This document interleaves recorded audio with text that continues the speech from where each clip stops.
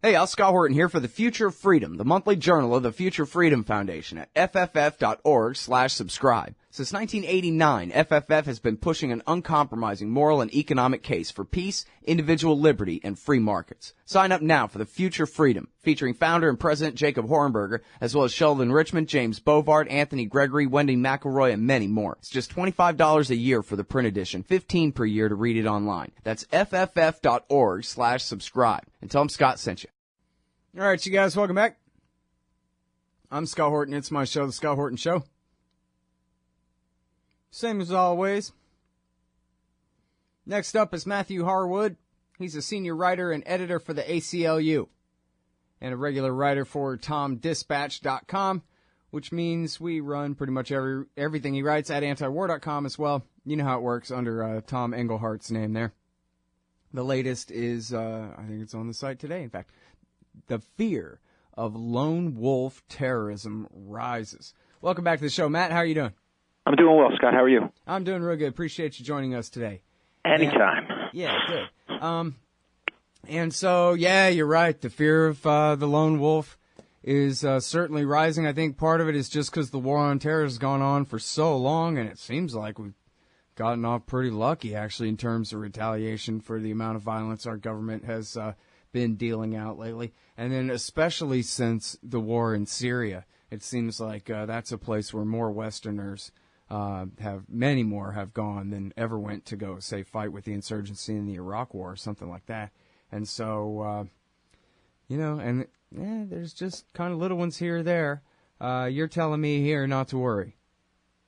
Yeah, I mean, when it comes to lone wolf terrorism, which what we're basically talking about is a single solitary individual, and it's generally a male, and a lot of times there's mental disturbance. It happens. It's one of those things. It happens. It doesn't happen all that frequently. Actually, on the definition, let me ask you, does that include, say, Faisal Shahzad, who was working in cooperation with the Pakistani Taliban, who sent him back, but he was on his own at the time? Or you're talking about just goofball in his mom's basement decides that now's the time kind of thing? Well, generally the goofballs in the basement are usually caught in some sort of sting. But yeah, no, that's different. And usually, like, say, Faisal Shahzad, for me, and I'm just a guy at the ACLU, I'm a writer, but when I look at the literature, I would say Faisal Shahzad is not a lone wolf because he was trained abroad. And there seems to at least been knowledge that he was supposed to go back and do this. When you look at a more purist definition of it, it really is someone who does it themselves, either performs a training himself or maybe it was in the distant past. So, it could be, say, someone coming back who was in the military, say, or got some sort of training in some other way. But what we're basically talking about here is that there is no command control. There's no one saying, you go out and do this. Right? Yeah, and then, even there's times where you'll see with the literature, too, you want to push back and say, is this person clearly mentally disturbed? That they actually can't even be responsible for their actions. It is just one of these things that it's really hard to figure out what we call lone wolf. And that's kind of one of the points that I wanted to make in the piece is that this has been going on for a long time, but researchers have only really started to focus in on it now. And so the definition itself is still under contention. But for me, it would be always an individual. So the Kawachis and the Paris attack, for me at least, and for many others within the academy, would say they're not lone wolves. Yeah, and that's simply just based off that there was two of them, and now we're getting through reporting in the intelligence agencies that these guys were on the radar for a long time, and they do have deep connections to extremist movements overseas. All right, now, it has seemed to me that we're pretty lucky that there were, I believe, something like a couple of dozen Somali Americans from the Minneapolis area who went and traveled to Somalia to fight with al-Shabaab against the American-backed government there. And it always seemed to me pretty lucky that none of them decided if they were going to fight in that war that they would just stay here and fight it. Soft targets everywhere in Minneapolis, kind of thing. And I don't mean to give anybody bad ideas, but I'm just saying if they're motivated enough to go and fight in a jihad in Syria or in Somalia, I don't know. You're saying... the only thing I could say is maybe they don't see the United States as the enemy. especially when it came to al-Shabaab going overseas. I know the fear was of the United States government was going to be that some of these guys are going to come back and attack, but it hasn't happened. Yeah. Well, maybe they didn't put two and two together as to who was back in the African Union in their occupation, that country or something, but good for us. I mean, don't get Who knows? I don't want to give them bad ideas, but anyway, so now when you talk about, mostly they're mentally ill, what does exactly that mean? Because, I mean, there's not really a checkbox for saying if somebody's willing to kill innocent people, there's some kind of psycho, but that doesn't necessarily mean they're, nutso out of their mind. Well, I don't know if you say that. I mean, soldiers kill people all the time. We wouldn't consider them mentally disturbed. Well, I mean, that's why they make them yell, kill, kill, kill 1,000 times first, but. Yeah, there's some sort of psychological programming going on there, of course. It's funny when you look at again, I can only go off the literature. I'm not a psychologist or psychiatrist. It's really not really clearly defined. And again, we're getting into an area that is incredibly fuzzy and gray. Yeah, you can use the word seems wherever you like here, but you're saying usually these people are more nutty than politically motivated, seemingly. Well, what's really interesting too is, and this has to do with terrorism in general. When you look at people who engage in terrorist acts and join a terrorist group, a lot of us would think that it has everything to do with ideology. But researchers have time and time again found that it is incredibly a complex mixture of why someone joins a terrorist group or engages in terrorism, whether that be a lone actor, which is what we're talking about, or through, say, the Irish Republican Army or al-Qaeda. And one of the things that we always get concerned about is you don't want to make a linear line between ideology and violence, because there's tons of people who have what we would consider crazy beliefs or have crazy violent beliefs, but they never lash out violently. So what's always, the first thing that you'll find in the literature and what we always push back at the ACLU is that there's no profile for these people. So get that out of your head. There's no way, at least yet, where you can say this person has this percentage, or I should say this amount of likelihood to engage in such and such attack. It's just impossible. Well, and God help us all when they claim creatures. I'm sorry. I was just saying, God help us all when they claim they figured out the algorithm to pinpoint who's who and who's to be preventively detained or whatever. I mean, it's funny. It was, when I was doing research for this piece, I found, a piece of literature of researchers basically talking about algorithms for this type of thing. And of course, the first thing they say, which, any government says or any researcher says, as long as the appropriate civil liberties and privacy constraints are put upon this. But yeah, well, how often does that happen? Yeah, they're talking pre-crime here, so it's kind of... Yeah, I mean, we are. You know this, you cover this all the time. We're getting the Minority Report type of stuff all the time now. Right. Yeah, well, and then see, here's the other thing about it, and obviously this is my obsession with it, is you look at the Charlie Hebdo attack, it was terrible and everything, but we're still talking 14 people, I think it was. Something right around there, and people are saying, this is just like September 11th, and it's taken as seriously as though it was September 11th, which, gives way too much credit to our enemies in the first place, but it also just goes to show how easy it is to turn people back into that climate of fear and that their willingness to surrender liberty for security. It just happens that quick, so, maybe that's the lesson of all these attacks and kind of half-assed attacks and failed attacks that we've had in America, is that it doesn't take a September 11th. It only takes maybe a nut with a rifle or a half a truck bomb in Times Square or something to really cost us, whatever clauses are left in whichever parts of the first 10 amendments there. Well, I think what you just said is really interesting, because I think there's a counter-narrative to this. There's another lesson we can take from this, and that's what happened in Norway with the Breivik attack. That was, and think of it, it was a coordinated attack performed by one guy. There's a vehicle-borne explosive, explodes in Oslo. I believe it killed somewhere, around 7 or 8 people approximately. Then he goes to the island and basically massacres a youth camp. I want to say about 69 people died there. In the end of the day, Norway basically said our response to this is to criminally prosecute Breivik, put him in jail, And at the end of the day, we're not going to change anything about us. We're going to go on. Actually, I believe the Prime Minister said something along the lines of, our response to this is to be more democratic, to be more open, to love our liberties more. Yeah. I mean, I think that's the type of message you want to send to violent extremists, whether they belong to a group or whether they act out individually. It's like, you're not going to change us. We're stronger than this. Right. All right, hold it right there. We'll be right back. Hey, you own a business? Maybe we should consider advertising on the show. See if we can make a little bit of money. My email address is scott@scotthorton.org. All right, guys, welcome back. Sorry, I'm no good at watching the clock.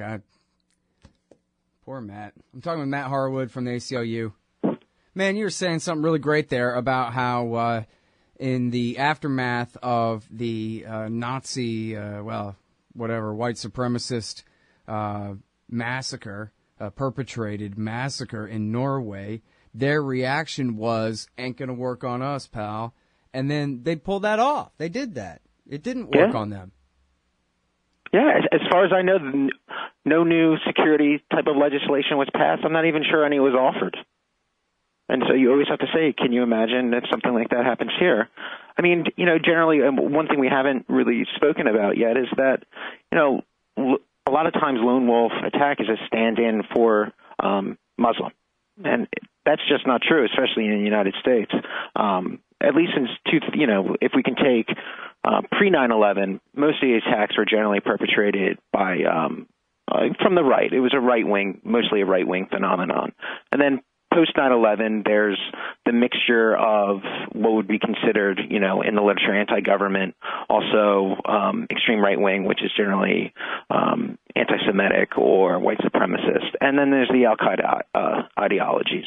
And what's also interesting with that is that generally the al-Qaeda type ideologies are inflated because what they're finding out is that a lot of them are FBI stings, which run very close to entrapment, if not cross the line into entrapment. Right. And dozens of those. One research, they found about 15, which accounted for 25% of the so-called lone wolf plots. Oh, yeah. No, Trevor Aronson's got 50.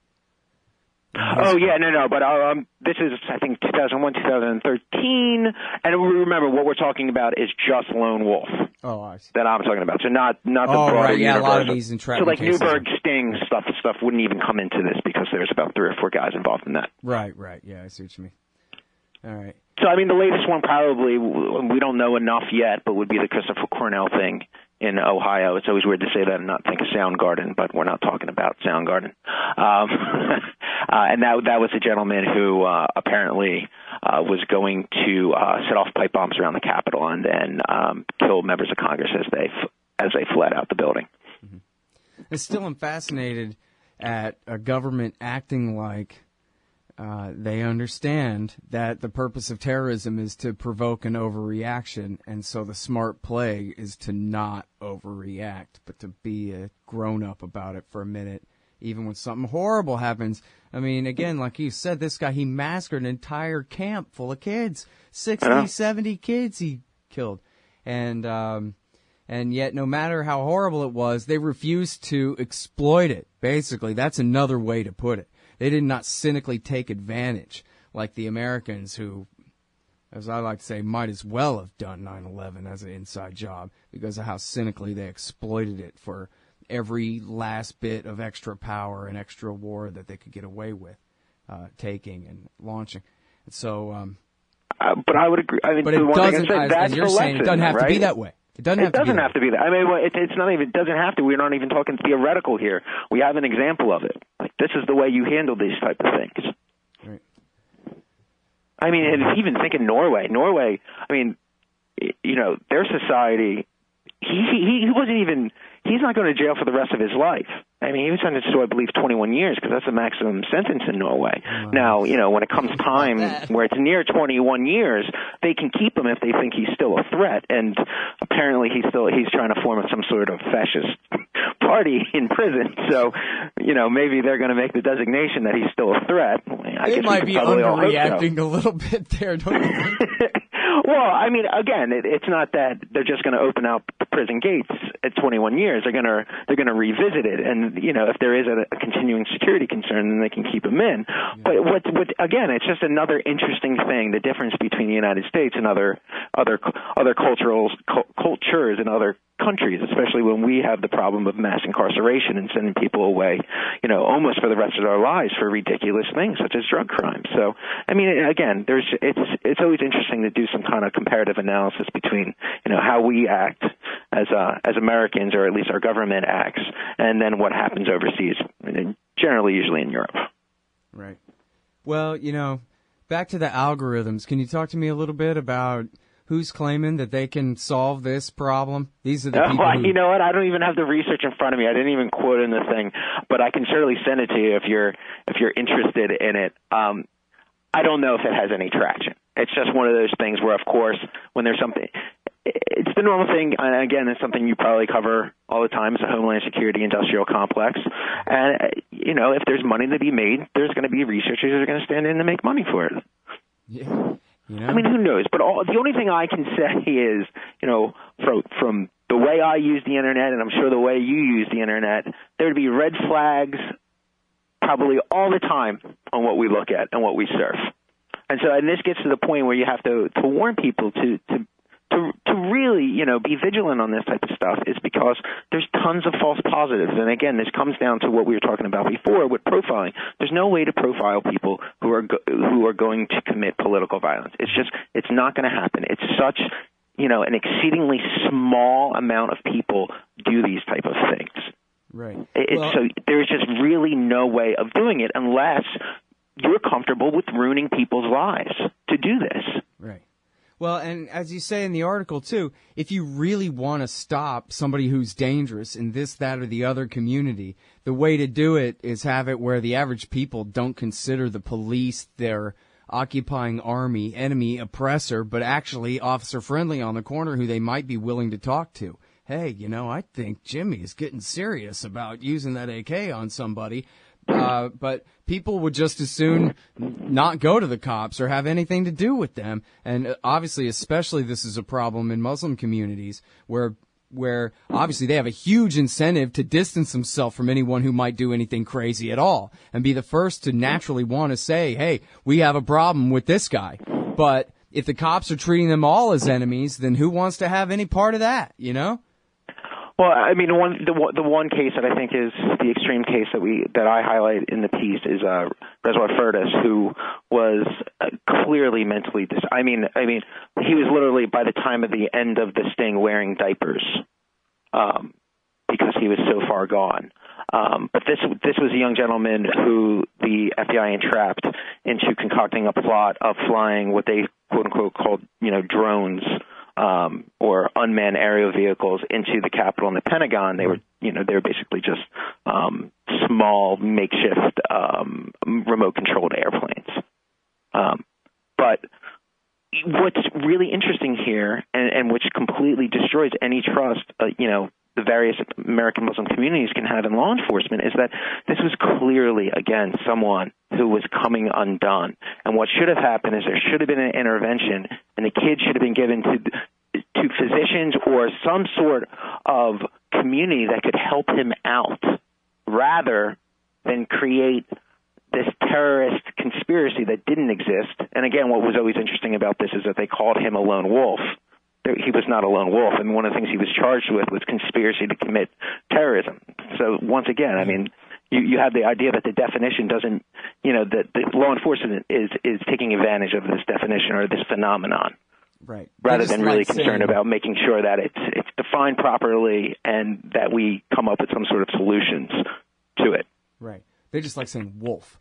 That's why. Yeah, I think so. I mean, one of the things too, even with our article, my article, is that we're trying to tamp down the lone wolf. I mean, the problem is you have to use it if you want people to even understand what you're talking about in the beginning. But as we go through the piece, we start to try to call it, solo actors, lone actors, or even just individual terrorists, because it is. I mean, it's used to fearmonger. Yeah, that was Bush's crowning achievement campaign ad. Or the crowning achievement of his campaign, actually, for re-election in 2004, was that last-ditch, I think, minute-long commercial of a bunch of wolves on a rock about 50 yards away, starting to decide to get up and come after you, and only Bush can save you now. I don't even remember that. Oh, yeah, no, it was that and a bunch of other things is why he won. Did Liam Neeson come out and, kill all the wolves? Yeah, I mean, that's some... Oh, no, you just knew that you could trust Bush to keep you safe as we fade to black. That's how it went. But no, I mean, it's perfect propaganda. And, of course, it means... It implies total randomness. That, like, however will the state figure out how to protect us? That's the insurmountable challenge that they must face instead of, this is kind of ridiculous and overblown, and please don't go too far trying to protect me from it, Yeah. Again, I mean, another point another point raised in the article is, we have rampage shooters all the time. But we don't want to see the national security state getting involved in trying to stop. I mean, maybe some people do, but, I'm sure, I would hope a majority of Americans wouldn't, trying to stop violence like this because, again, it's unpredictable. It comes out of nowhere, and there's really no way to do it. And you can create a police state, and then you'll be in danger from it. Thanks, man. I kept you over time, but I got to let you go. But I appreciate it. Yeah, no problem. Thanks, Ed. Anytime. All right, y'all. That's Matt Harwood. He's at the ACLU and at TomDispatch.com, and this one's under Tom's name at antiwar.com/Engelhart. It's the fear of lone wolf terrorism rises. Hey, all Scott here. If you're like me, you need coffee. Lots of it. And you probably prefer it tastes good, too. Well, let me tell you about Darren's Coffee Company at darrenscoffee.com. Darren Marion is a natural entrepreneur who decided to leave his corporate job and strike out on his own, making great coffee. And Darren's Coffee is now delivering right to your door. Darren gets his beans direct from farmers around the world. All specialty, premium grade with no filler. Hey, the man just wants everyone to have a chance to taste this great coffee. darrenscoffee.com. Use promo code Scott and you get free shipping. darrenscoffee.com. Oh, John Kerry's Mideast peace talks have gone nowhere. Hey, y'all, Scott Horton here for the Council for the National Interest at councilforthenationalinterest.org. U.S. military and financial support for Israel's permanent occupations of the West Bank and Gaza Strip is immoral, and it threatens national security by helping generate terrorist attacks against our country. And face it, it's bad for Israel, too. Without our unlimited support, they would have much more incentive to reach a lasting peace with their neighbors. It's past time for us to make our government stop making matters worse. Help support CNI at councilforthenationalinterest.org. Hey, Scott Horton here to tell you about this great new book by Michael Swanson, The War State. In The War State, Swanson examines how Presidents Truman, Eisenhower, and Kennedy both expanded and fought to limit the rise of the new national security state after World War II. If this nation is ever to live up to its creed of liberty and prosperity for everyone, we are going to have to abolish the empire. Know your enemy. Get The War State by Michael Swanson. It's available at your local bookstore or at Amazon.com in Kindle or in paperback. Just click the book in the right margin at scotthorton.org or thewarstate.com.